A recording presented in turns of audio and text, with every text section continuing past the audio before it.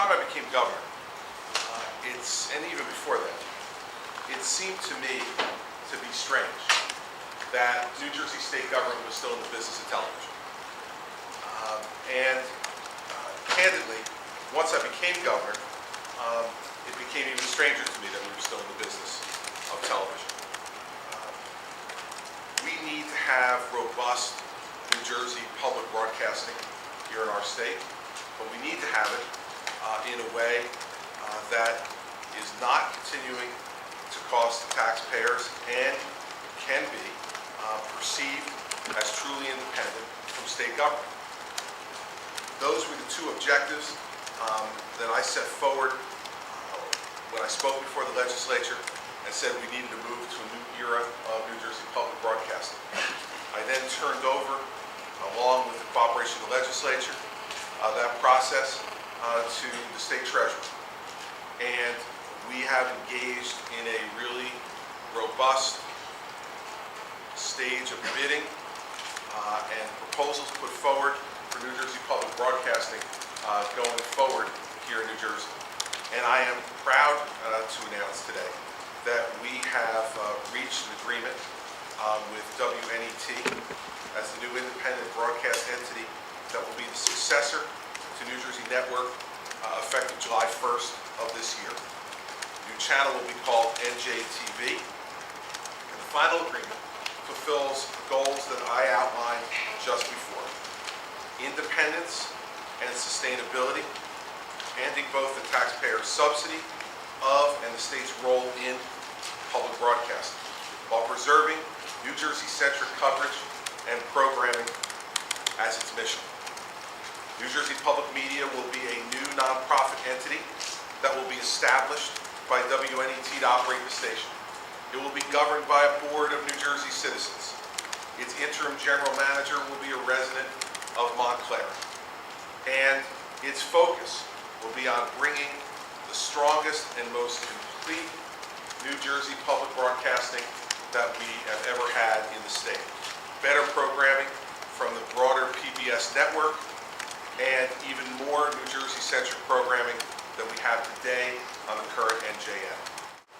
WNET is going to partner with the Caucus Educational Corporation and Steve Adubato Jr. to produce New Jersey-focused public affairs programming for the new channel.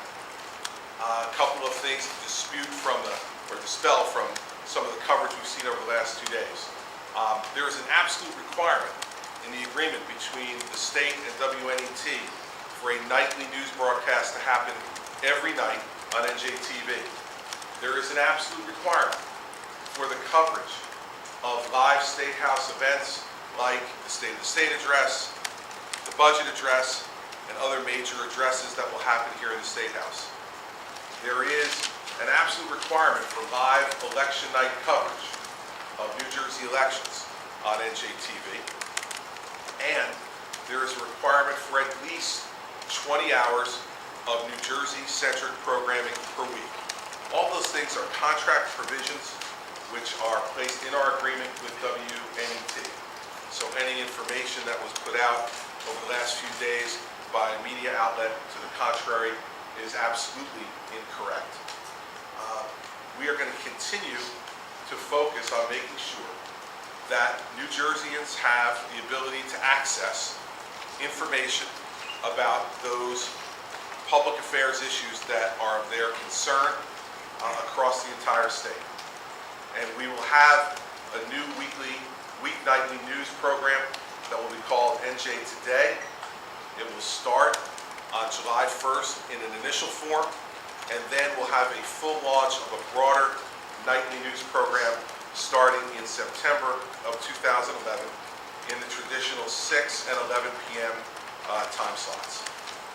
So what we're able to accomplish here on the TV side has been to get this out from under state control of broadcasting, to end taxpayer subsidies of this, and to move from here as we go forward to even broaden in a deeper and greater way the coverage of New Jersey public affairs and cultural issues.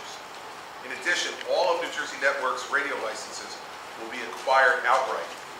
WHYY is acquiring 5 licenses: WNJM in Manahawkin, WNJN in Atlantic City, WNJZ in Cape May Courthouse, WNJB in Bridgeton, and WNJS in Berlin.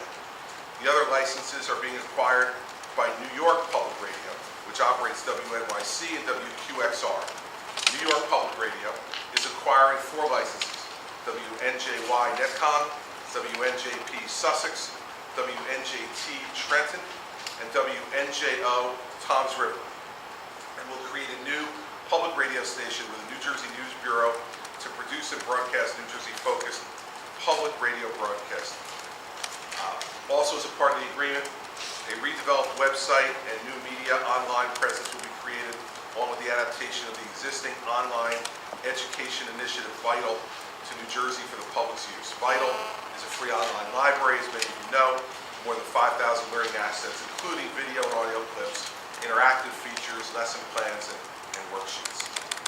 So we are looking forward to this new partnership. We think it's going to serve the people of the state of New Jersey extraordinarily well, and we think it also meets our goal of making sure that government is out of the broadcasting business. In my view, that should have ended with the Soviet Union. It's ending here in New Jersey a little bit later in the fall of the wall in Berlin, but we're getting there.